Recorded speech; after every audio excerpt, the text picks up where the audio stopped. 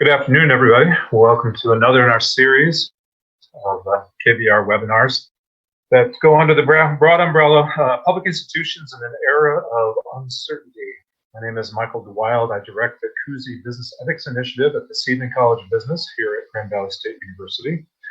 Our title today is Truth, Trust, and Alternative Facts, the future of knowledge in the public square. And we have two people very well qualified to help us think about that. Andrew Spear from the philosophy department here at Grand Valley State University, who writes a good deal on epistemology, that branch of philosophy that deals with how we know things. And Dr. Michael Wolfe, who is a cognitive psychologist and also chair of the psychology department here at Grand Valley, and writes and does research on beliefs, how people acquire them and how they change. So thank you both for joining me today. Appreciate it. Andrew and Michael will dive right in. And Michael, maybe I'll ask you to respond to this first. Maybe help us set the stage here a little bit. Truth, trust, and alternative facts. You know that those are very much in dispute these days. We're all used to the barrage of information about partisanship, about disinformation, gaslighting, sort of media echo chambers, et cetera, et cetera. Should we be any more worried or concerned these days than in the past, or is this a function of human beings as human beings, and this is just another example of it in this particular historical moment? Well, thanks for having me, Michael. I think for the most part, this is an example of human beings doing what they do. I mean, broadly speaking, I think there are two general trends that we see.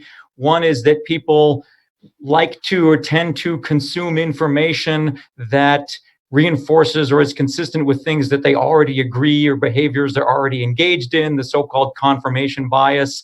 The new media age perhaps makes that easier. And the other is motivated reasoning of some sort, in which when people come across information that they don't agree with or that suggests that they should be doing different behaviors, we have various kinds of cognitive strategies to try to discount or discredit the information. And those sort of cognitive biases, I don't see as anything new, certainly. So I think for the most part, this is people doing what we do. And Andrew, is it fair to say one of the ways to read the history of philosophy is it is a search for something like capital T truth? And is it fighting an especially uphill battle these days? An especially uphill battle these days. Well, I think I agree with a lot of what Michael said. I think on the one hand, we should be careful to stress or talk too much about the novelty of our current situation. I was thinking about the history of philosophy over the weekend, and if you go all the way back to Socrates in his context with the ancient Greeks, he believed that people just doing what they naturally do in terms of their relationship to beliefs and their truth and evidence are probably going to get it wrong. That philosophy was a kind of battle against that. You see the same thing during the beginnings of the scientific revolution with René Descartes and Francis Bacon, who inveigh against popular prejudice and what people are going to believe if they're just left to their own devices, and they propose kind of elaborate methodologies to try to get people out of that. And even in the last century with the existentialists, Simone de Beauvoir and Jean-Paul Sartre, also Hannah Arendt from a little bit different angle, they too saw self-deception and bad faith, a tenuous human relationship with evidence, reasons, and the truth as something just built in and to be overcome as part of what you might call the philosophical quest. If I could say like three things I think are sort of interrelated and relevant that are relatively new, I don't know, in the history of the world, and I'll just, at the danger of running afoul of my colleagues over in history, I'll just suggest three things, and Michael touched on some of these, but information and communication in the last 300 or 400 years has changed tremendously how that works in society. We could talk about from Gutenberg to Zuckerberg, okay, from the printing press to social media, exponential increase. The advent of modern science and the relevance of scientific information and technology for society has changed a lot in the last couple of 100 years. And the other thing that's changed a lot is the dominant political structure, which is now kinds of liberal democratic politics.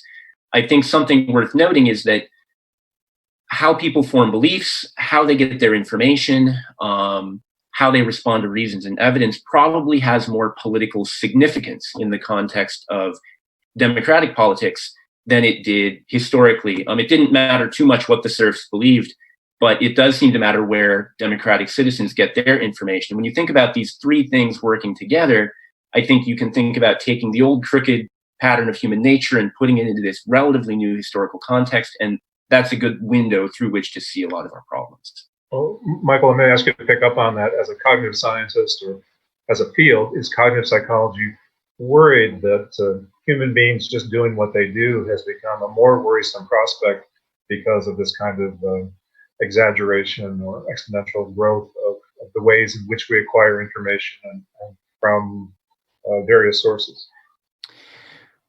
Perhaps I should probably speak for myself and not for the whole field of cognitive psychology. But yeah, I mean, I think that, so one of the issues one way to think about this is that we have these kind of reasoning capacities that humans have, right? We can form arguments, we can make claims and support them with reasons and evidence, and do that for the sake of trying to persuade people about whatever we're trying to persuade them of. But one of the main points about that is, if you think about the reason why we use our reasoning abilities, or what do we reason for, it would seem on the face of it obvious that reasoning would be for the sake of taking in the best available evidence and reaching the most sound conclusions and moving forward.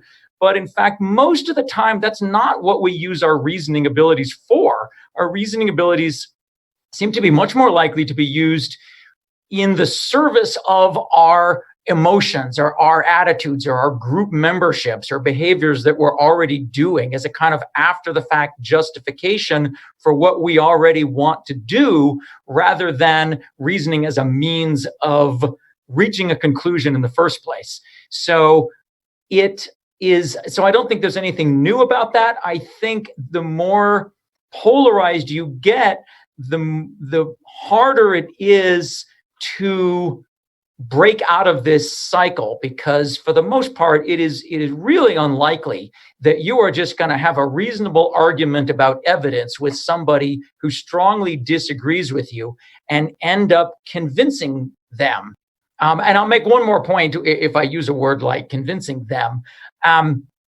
People also tend to have a tendency to think, it's the folks on the other side of the political aisle are the ones who use the ridiculous arguments and the ones who say all the false things, and we aren't biased on our side. And while, say, two sides of the political divide may not be equal in terms of the amount of false information that's put out in the public sphere, there certainly is evidence that on both sides of the political divide, people engage in biased reasoning. They spin evidence to fit their worldviews and these kinds of things. So it is definitely not the case that one side is immune and the other side does all these reasoning errors, even though it is very, very tempting to feel like that. And it is hard to not feel like your political opponents are the ones who have it all wrong and don't understand an argument, whereas we do. Let me follow up on that in two ways. With you, Michael, before I turn it back to Andrew. One, I guess, would be a scientific framing, and if you accept this, could you speak a little bit about maybe the evolutionary advantages of that particular development of the brain as opposed to others that you could imagine? And then secondly, just to be clear, are you saying that we're largely driven by emotion, and again, that reason, rationality, the search for evidence, finally, ultimately, is in the service of making us feel better about what it is we believe? I think for the most part, yes. I mean, I wouldn't make an absolute hard statement that we are completely driven by emotion, certainly. But I think more often than not, yes, we use reason and logic to the extent that we have it in the service of emotions or attitudes or group membership. And one of the advantages that may have is that it is able to keep us as a member of a group, right? So if I'm part of a group, whether it's a small group of friends or a political party with millions of people, my social standing and my feelings about myself and my self-worth is to some extent going to be wrapped up in my membership with this group. So I will need to maintain consistent behaviors and attitudes in order to stay in this group. And so if this is a group that behaves in a way, mask wearing is a current example. If I'm part of a group who doesn't wear masks and makes statements about how masks are ridiculous, then if I look at the evidence and decide, you know what, we should be wearing masks, I may lose my group membership. And that may be more important to me than wearing a mask. And so you look at somebody who reasons about evidence related to masks and discounts it, and from the outside, it may look strange. I think it's important to keep in mind that their motivation may not be to reach a reasonable conclusion about masks. Their motivation may be to keep their membership in their group. And Andrew, as an epistemologist, among other things, do you take this on as an especially hearty challenge? I guess I should ask you if you accept this particular line of reasoning first, and then two, is that a challenge, or do you feel a certain amount of despair that that's what you're up against? Well, okay. So no, I think Michael's. I concur with Michael's general sort of story. People have lots of things they care about. They have lots of commitments, and I think you'd be hard pressed to find a person who looks you in the face and says, "I don't care about the evidence or the truth." They have lots of other commitments that they might well care about more, and so when they have to make a trade-off, siding with their group, their political affiliation, some other identity or value commitment they have against a careful consideration of the evidence, makes a certain amount of sense psychologically and even in a certain way intellectually, right? Because Michael talked a little about motivated cognition. I mean, one way to avoid that conflict getting too strong is just not to look at the evidence too carefully to begin with, just focus on we've talked about things like echo chambers and kind of selective attention to evidence. That'd be one way to do it. You're driven by other things. So I think this is true. I do think that there's kind of awareness of this problematic feature of human beings in the philosophical tradition. Even if, the philosophers have sometimes made the same mistake that maybe Michael suggested partisans do, thinking they had gotten it all figured out while the poor others had not quite risen to their intellectual level, right? So intellectual humility is really important in all this. So I do agree, and I think there's even more things we could, say about what these commitments are and how things like trust work. From the standpoint of thinking about these things in terms of epistemology and the theory of knowledge and like what can we hope for from human beings, it raises a certain kind of despair because there's also an idealized image of the inquirer and the knower, and frankly, there is an idealized image of the democratic citizen in the history of philosophy as somebody who will be sensitive to evidence, enlightened, rational, informed. If you go back to the philosophes of the 1700s and what they thought their future citizen would be like in ideal societies. And so there's, we have to adjust our expectations a little bit. I don't think there's total grounds for despair, though. Michael hasn't said, and I don't think either, that there's no way to have a conversation with people, that there's no way to give evidence a larger say, that there's nowhere where we couldn't find common commitments that might, guide us and bring our motivated reasonings and our motivations back together. So that's kind of a both and response. I am in despair, but I don't think it is insurmountable or impossible to address. Well, let's pick that up then. I know in my own life, certainly my views have changed over the years. Sometimes in conversation with people who know a lot more than I do, or from things I've read. So we do know that change is possible, not just on the evidence of my personal experience, but broadly, obviously. So let me up the ante a little bit from mask wearing, which of course is critically important, but to something like climate change. So Michael, let me come back and start with you. it's not a matter of indifference, right? A, first of all, if the consensus science is right, and then B, what people think, or I suppose how they think and feel about climate change.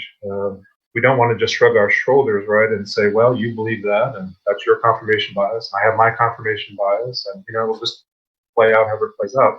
So can you talk a little bit about, well, how do people's views, beliefs begin to change if we are largely looking to confirm what we already think is true? So I guess the first thing I would say about changing people's beliefs is that there is no magic bullet, meaning there's no one way where you can say, all right, if you just explain the evidence in this particular way, or if you just use this kind of strategy, you'll get everybody on board. So any strategy or technique will have the potential to change some beliefs, some attitudes, but certainly not all. But there are some answers to how to change beliefs about something like climate change. One would be to think about the dimension on which the person arrives at this decision in the first place. So if you are in a discussion with a climate change skeptic, trying to figure out what is it about climate change that ultimately seems to be leading them to this conclusion. So if they have perhaps some sort of pro-industry stance where they think first and foremost corporations should be allowed to make profits in whatever way they want, their climate change beliefs could follow from that rather than lead to that. And so that may be a kind of point at which you want to try to have a discussion with them. Another route that there's some evidence for is explaining what we'd call the causal chain of events, meaning climate change is often discussed as something where we just state as a fact, the climate is changing, CO2, climate. But in some evidence, if you explain the causal sequence of events that leads from CO2 emissions to the change in climate, that can serve to discredit people's naive beliefs if they're open to changing them, and you essentially provide a better explanation, then that could potentially lead to belief change. There also is certainly an argument to be made for changing policies first. So often there's this idea that you kind of would change people's attitudes first and then their behaviors will follow. But there's an argument that you could certainly make that would have come out of cognitive dissonance theory that would suggest that you should just change policies first. And basically the way that works is if you begin with a kind of premise that people want to feel okay about themselves. They want to basically be internally consistent and feel pretty good. So if people are acting in ways that are not consistent with eco-friendly behaviors, and then you confront them with evidence about climate change, that may create some kind of unhappiness, dissonance, as Festinger called it years ago. And the basic idea is that people are going to reduce this dissonance. So one way to do that would be to change your behaviors, to start driving a more fuel-efficient car and insulate your home and start supporting green policies. And that's wrapped up in social identities and that kind of thing. Another would be to discredit or discount the evidence, which we see a lot of discounting of climate change evidence. So the argument for just changing policies first would be if you force behavior change on people, you force people to drive fuel-efficient cars, you force people to use solar or wind-powered energy, then they could essentially say to themselves, okay, here I am living in a house with solar panels. How am I going to explain to myself that I am doing this? Well, maybe it really is good for the environment. And so in a sense, the attitude follows the behavior rather than leading the behavior. So that is certainly an argument for saying policies, as long as the policies are following from the best scientific evidence. And of course, everything I said, there's no guarantee in a political structure that the policies will be consistent with the best scientific evidence. But if they are, that can be a route to, in the end, changing people's beliefs also. Thank you. So Andrew, that seems to suggest that there really is something like expertise. There really is something like, and I'll put it in quotes for now, and you can pick up on it, objective knowledge. And And then it's more of a struggle for hearts and minds based on some of the things that Michael was saying. Are you concerned that expertise has been downplayed? And what, from the kind of work you do, when are you convinced that something is true, that something is in fact knowledge and can be assimilated and accommodated and acted on? Wow. Okay. So let me take those one at a time. First, has expertise been downplayed? Yeah, I think in certain respects, yes. So on the one hand, it's worth noting that the very idea of expertise is kind of anti-democratic. It's got a kind of elitist flair that, just from a political perspective, pushing back against expertise might feel warranted in terms of political values. I think, though, that traditionally, and tradition is not that old here, but traditionally we have had sort of institutions responsible for enshrining certain kinds of expertise in our society, which was supposed to be, let's call it, truth or evidence oriented, rather than partisan, rather than committed to a particular political agenda. And those institutions include arguably the judiciary, the press, and the university, including the ongoing scientific community and its activities, but the university broadly construed. And so when we ask, has expertise been downgraded? Well, I think that a lot of challenges, a lot of suspicion has been cast on what we might call the evidence-oriented or truth-oriented role of institutions like, again, judiciary, the press, the university. And that might it's not even so much that people don't think there's such a thing as an expert. It's just that the very institutions and people who might count as experts have been cast as deranged partisans and therefore not to be trusted on matters of truth and evidence, right? And so that's where you get into real difficulties. And so you mentioned climate change in your discussion with Michael, but something that at least some sort of philosophers of science and epistemologists like to talk about in this context is tobacco and big tobacco and how things played out with the Tobacco Research Institute and the kind of muddying of the waters about the expert knowledge about the harmful health effects of tobacco from the 1950s through the 1990s, essentially, as a kind of model for how trust in science can be downplayed or challenged. And I think we've seen challenges to these other truth-related institutions as well. So has expertise itself been rejected? I don't think so, but has trust in particular institutions that harbored it been challenged? There, I think, yes, and that's a real problem for people getting their bearings. And are you suggesting that diminishment of trust is something that's come from internal lack of integrity or lack of certain protocols or fidelity to method, or from outside challenges among partisans who simply don't like the results of what, say, university scientists or others are saying? Well, maybe it's coming from the cognitive psychologists who have now cast doubt on, how objective we can be in terms of what we can know. I don't know if Michael wants to add something there. It looked like maybe he had something to say. Oh, go ahead. I mean, so surely there's a little bit of both and here too. I think that portrayals, even now, I think that portrayals of the university in particular and of the press, certainly in our current climate, I think the press, for example, is doing a better job at managing facts and information than the political rhetoric would suggest. I think that's been true of the universities for decades. That's not to say that there aren't internal problems. And here I think it would have to almost go discipline by discipline.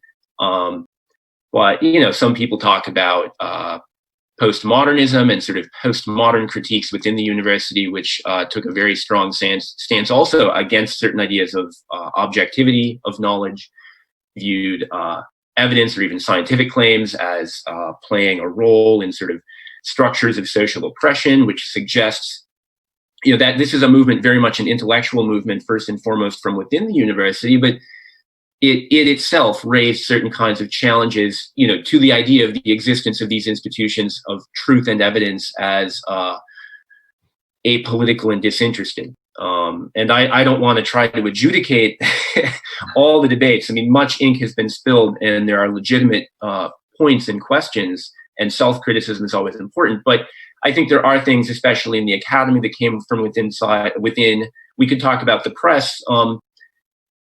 At least in recent memory, very hyper-partisan news is relatively new, not in history of the world, but both MSNBC and Fox News were founded in 1994, and that changed, the ecosystem of what counted as journalism, of what counted as the media.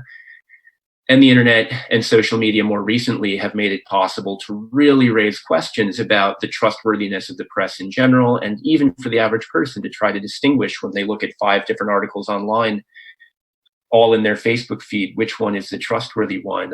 Those are developments, within the press. And there's probably been some things about, biased reporting and editorial standards as well we could talk about. So I think that was your question. Has it come from within or without? I think there's been a concerted effort, especially recently, to, from the side of politics, cast dispersion on institutions that should be fact-finding, truth-related, evidence-respecting institutions first and foremost, and to politicize them and to cast them as partisan. Have those institutions been innocent in all of this? I think not. I think they have provided opportunities and opened themselves up to those critiques in certain ways that bear serious reflection and thinking about right now. Good. Well, we'll move towards remedies. But Michael, please let me get you in on that. Yeah. Well, so going back a little bit to the issue of expertise, there's some interesting data on expertise that relates to the sort of extremity of people's beliefs. So if you look at a topic like climate change or evolution versus creationism, if on average, the people who are the most, say, indifferent on climate change, I don't really know if the climate is changing or not, tend to be the people with the lowest amount of knowledge. And as knowledge about climate science increases, of course, the vast majority believe climate change is real, but you see a split where the people who are the most adamant that climate change is not real don't tend to be people who don't know anything about climate science at all. They tend to be people who have a reasonable amount of knowledge. And essentially what you find is that they use their knowledge for the sake of trying to deny the evidence. And you see this with creationists who work at places like the Discovery Institute. The average person on the street who believes in evolution is probably not going to win a debate over fossil evidence with someone who has studied this a lot for the sake of ending at a creationist argument.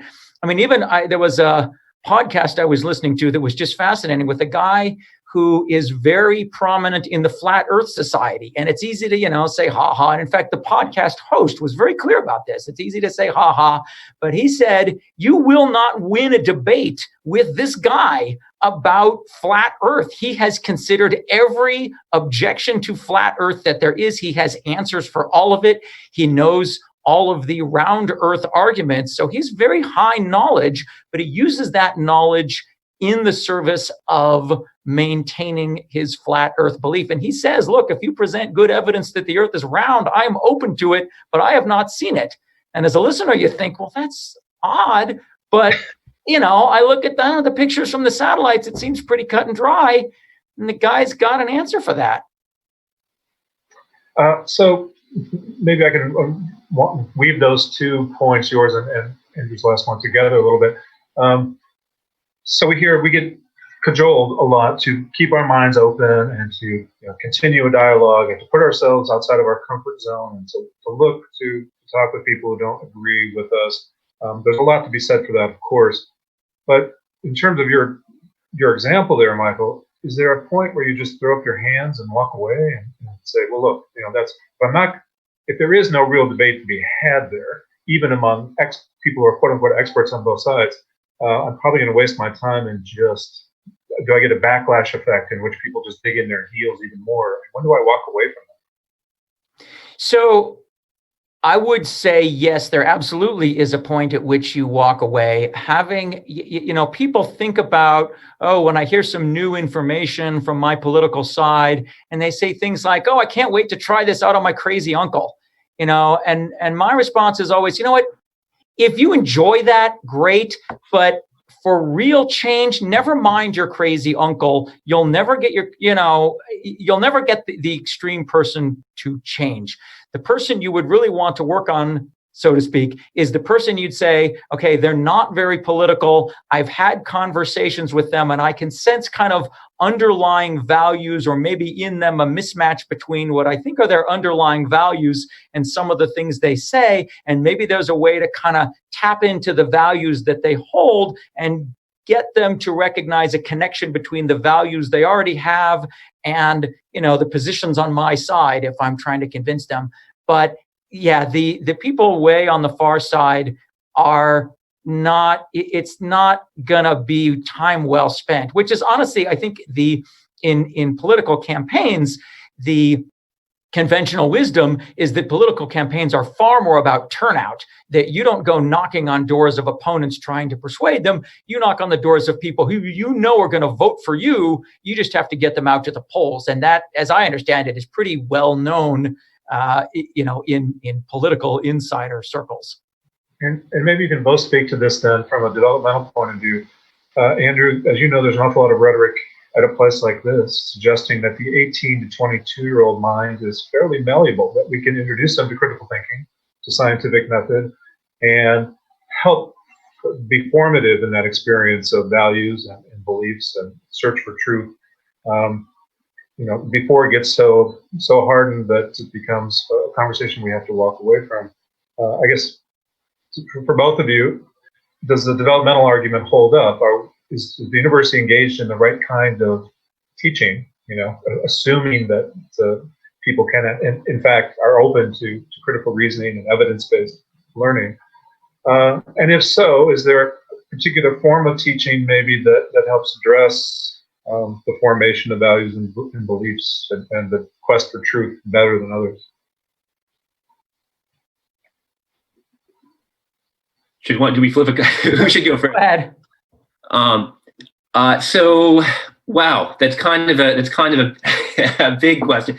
I mean, surely, ideally, a big part of the mission of the university should be exposing students to and really working through them with issues of critical thinking, knowledge, the acquisition of knowledge, principles of good debate, and at least what the available important values in those areas might be. I'd say that just as a footnote, but an important one, it's not, I hear lip service to that idea in our broader public discourse. I'm not sure I've heard much in terms of the outside pressures on the university really crying out for that thing. I hear talk of economic engines and professional training and other things much more than I hear what I would call a genuine sort of social and political desire for critical thinking and the understanding of the structure and value of knowledge. That being said, I do think that is a huge part of the university's mission. As I said, a traditional institution committed to evidence and truth and fact-finding and dissemination of knowledge. How to do it, or what does that look like? I mean, I guess we'd have to get out some syllabi and some readings and talk about that pedagogy. One thing I think is really valuable. So Michael mentioned how it's possible to have a discussion with somebody who seems genuinely to sustain the flat Earth kind of view. And I actually think it's really valuable from the standpoint of the kind of work I do, teaching about the theory of knowledge in a very general philosophical way, to talk about what it is about science, what it is about scientific evidence that makes it possible for somebody to have such great arguments for a view that is so kind of nearly universally rejected, that is just considered antiquated. There are really important points about sort of the openness to interpretation of evidence, the way in which scientific evidence works, the fact that inductive reasoning, which is involved in science, and abductive reasoning don't yield conclusive certainty in the vast majority of cases. So you can always have a sort of marginal interpretation or a view. and to encourage students themselves, just as we struggle with the question, is where is the borderline between a marginal but legitimate scientific view and mere conspiracy theory or dogmatism? What is the difference between that? And often it does boil down to what I would call epistemic virtues. That is, that the person's real commitment to truth or understanding, and how that plays out and how they manage evidence, versus perhaps a kind of tenacious, dug-in attitude about defending a particular view no matter what. I think you can have those conversations. You can have them in the sciences, but you can also have them in relation to the history of science, in relation to the whole philosophical tradition. Also, was in part about this, the difference between appearance and reality, and how we can manage and navigate that. So I think there's a lot that we have to say there and can do, that we can try to do. I'll just mention again, I think we're up against, and even in the hearts and minds of our students, we're up against external pressures on the university that don't share those values. Michael? I think that your question is important and a really big question and difficult to answer. So, in psychology as a discipline, we teach the scientific method. We teach our students that we arrive at an understanding of human behaviors and emotions and brain function by doing experiments, and, try to get them off of the idea that you kind of use your intuitions about these things. And we expect them to learn these methods in our classes and use them. But, one of the issues in the cognitive literature, this phenomenon of transfer is the basic question of, if you teach knowledge or skills in one context, how broadly can they be sort of internalized and then used in different contexts? And transfer, going back decades, or farther, is notoriously hard to find. So to a fair extent, skills that we learn seem to be confined to the context in which we learn them. So the idea that we can teach critical thinking skills. We love to talk about critical thinking skills. It is very hard to know. Have you taught broad critical thinking skills, in the way that a philosopher could use their training to apply the methods of reasoning in lots of different circumstances, but they are very highly trained at doing that. It is really hard to take an 18 to 22-year-old, teach them a broad set of skills and expect them to be applied in all kinds of different circumstances. So, the question about how well we do at teaching students things like critical thinking, I would say perhaps a better goal would be critical thinking within a discipline, or define the context of our goal a little bit more narrowly. But to be perfectly honest, it's hard to know often how successful we are at teaching that. It is very hard to judge that. Given all that we've talked about here, in a way, are you pleasantly surprised that human beings have done as well as they've done? I guess what I mean by that is that we have created institutions that, with varying degrees of trustworthiness, seem to have operated, at least at certain moments in our history, in terms of the public good. And we have, as Andrew, you said, invented or discovered this thing, liberal democracy, which certainly an awful lot of people think upholds reason, evidence, individual autonomy, respect for personhood, etc. Even in this moment, and when we're looking forward to a very contentious election here, where there's an awful lot at stake, do you retain a certain kind of optimism about how well we're doing, or do you feel less optimistic? Andrew, we'll start with you. Oh yeah, do our coin flip here. Wow, big question, Michael. I mean, have we done better than we deserved, we human beings? Hard to say. I think that there are definitely, it's definitely a moment where we're testing a little bit the question of how far we're willing to go in our, what we might call, in transgressing what should be kind of shared common either information or facts or principles of public discourse, and ultimately principles of civility and shared politics, how far we're willing to go in transgressing those for the sake of much more particular partisan gain. Right? There's definitely that test, and I think there's always been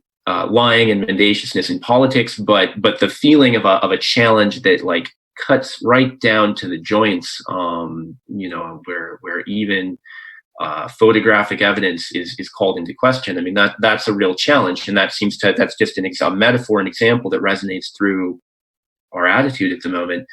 At the same time, as you say, like we, as a species at least, thinking about the American context in particular, I mean, it seems like the development of political institutions meant at least to respect each citizen as what I would call an epistemic agent, a thinker, a believer, a knower, and therefore a chooser on the basis of those things. Institutions meant to assist them in that, the university, the press, the sciences, as well as governmental institutions meant to collect and share and make available information about our society. I mean, those are real accomplishments that should not be lightly cast aside or denigrated, or they should be criticized, because it's of the nature of knowledge and knowledge generating institutions to be subject to criticism. But it's one thing to criticize, it's another thing to declare such institutions to be completely legitimate, or again, to say that they suffer from partisan derangement. I think that those institutions stand as accomplishments. I don't think they've been gutted or hollowed out. They're there. They do many of the things they're supposed to do, even under these very strenuous political conditions. And I have some optimism that there is some common ground that any member of a democratic society can kind of find, even in this difficult time. So I'm not only pessimistic about how things are at the moment. Mm-hmm. Michael, coming from the cognitive side. Yeah, I am not only pessimistic either. I would say from a cognitive side, it's easy to look at our cognitive errors and difficulties, the reasoning errors we make. There's a lot written in the memory literature about how bad our memory is, but there's also a lot written about and a lot of evidence that basically we are bad at certain things, but it ends up making us better at other things, meaning our memories, when people say our memories are bad, what we often mean is, I can't read my notes the night before a test and remember them all. I can't meet a bunch of people at a party and remember their names. And, our memories are terrible at things that computers are really good at. But we take in information and extract the gist of it. We are unbelievably good at looking at situations and getting the important details while leaving out some of the unimportant details, and we remember the gist of things. And most of the time that serves us better than remembering the details. And in terms of things like emotions, there's a lot of evidence that we misremember our emotions in various ways. And you might think, well, an accurate understanding of your emotions is always good, but your moment-to-moment psychological well-being may be even more important. So, when your side loses a political election, the anger that you feel towards your political opponents, you're probably well served to not hang on to that anger to that degree going forward year after year, because it's going to make it harder in the end to come together with people like that. So if you misremember the severity of your anger at your political opponents, that probably serves a benefit in the long run, even if you are, technically speaking, making an error about how you felt. If you say, well, I remember, when we lost and I was angry, but, it wasn't that bad. Being wrong about that, if it serves a goal going forward, is probably good. That is really interesting. And that suggests that, or are you suggesting that's the brain at work, or other parts of our nervous system to do that for us more or less automatically? Or is that something that is also cultivated or could be cultivated in some way that might help us in terms of living in a more tolerant, pluralistic society? You understand what I mean by the question? I I mean, a lot of that is automatic. Even what feels like conscious deliberative processing can be automatic in the sense that we just kind of tend to naturally do these things. I think that a lot of our reasoning, certainly a huge amount of our memory, is heavily influenced by what we would call the immediate context. So my colleague Todd Williams and I have been studying this for a while, and basically us and many others have talked about the idea that whatever is kind of salient and available to your awareness at a particular moment drives a lot of your cognitive processing. It drives what you can remember and how you feel and decisions you make. And deliberate, real, true deliberate reasoning is probably a lot less common than it feels to us. You know, feels to us like we make many, many, many dozens of decisions every day. But a lot of it is probably just some version of autopilot. And looking at the literature on personality profiles, in terms of my leaning one way or the other, in terms of my sympathies around the political position, do you accept some of the literature that there's a certain amount of just, again, nature at work there, that my brother leans left and I lean right, or vice versa, and you know, we're going to seek out environments, communities that support those. And again, there's something a little bit more automatic than there is deliberative about some of that. There is certainly very convincing evidence that our basic personality traits, not necessarily our left-right political leanings, but basic personality characteristics, anxiety, proneness, extroversion, those sorts of things, have a very strong, if not complete, genetic determination, meaning the parenting, for example, doesn't seem to have a big influence on the basic temperament or personality characteristics of kids.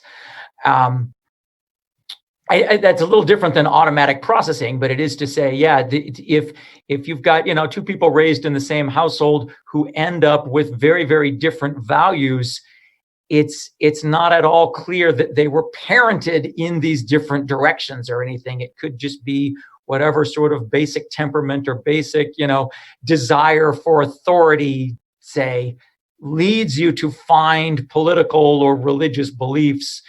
It feels much more like the causal direction goes the other way. You know, if I'm a Democrat, then I have certain values, or I'm a Republican, I have certain values. But much more likely, the underlying values come first, and you gravitate towards people or organizations or groups that share those values. Thank you. Andrew, I'll give you the last word, if you like, the philosophical point of view. So philosophy being the queen of the sciences, but the sciences in some ways rising up against some of the, well, what's been criticized as the purely speculative nature of philosophy. As you listen to, and I know you read some of these discoveries coming from cognitive psychology, from the neurosciences and others, and you think about that in relationship to the kind of work you do and the kind of society you want to live in, the pluralism, et cetera. Do you have a particular take on that you want to share that helps end this? I mean, there's a lot of things I could say. I think, given kind of the context of our conversation today, I'd say that the age-old injunction of philosophy is to know thyself. That self-examination and a little what I would call epistemic humility, that is, humility about how rational, how justified, how supported your beliefs are central human values. At least they should be, because they'll make us better as individuals, and I do think they'll make us better as a society, as groups as well. And I think that learning these things about ourselves in the context, I mean, as I mentioned, there's a long philosophical tradition of philosophers speculating about all the ways we get it wrong, and how it is that we seem to naturally tend to get it wrong, or to have these illusions about ourselves. And I think recent cognitive science and social psychology have only confirmed and maybe extended those insights. But I think the idea that gives us a kind of self-knowledge, should teach us a kind of epistemic humility, and therefore should open us up to belief forming attitudes and attitudes towards others that are in line with those things. I think that's maybe the most important kind of lesson that I draw from that literature. Terrific. Thank you both for a superb conversation. Really fascinating. Appreciate your time. And, thanks for being with us today. And for all of you who joined us, please share questions directly with me if you like. I can pass those along. And we will pick up the KBI webinar series again in February of 2021. Okay. Thanks, gentlemen. Thank you, Michael. Thanks, Michael. It's been great. Epistemic humility is a great idea. It is.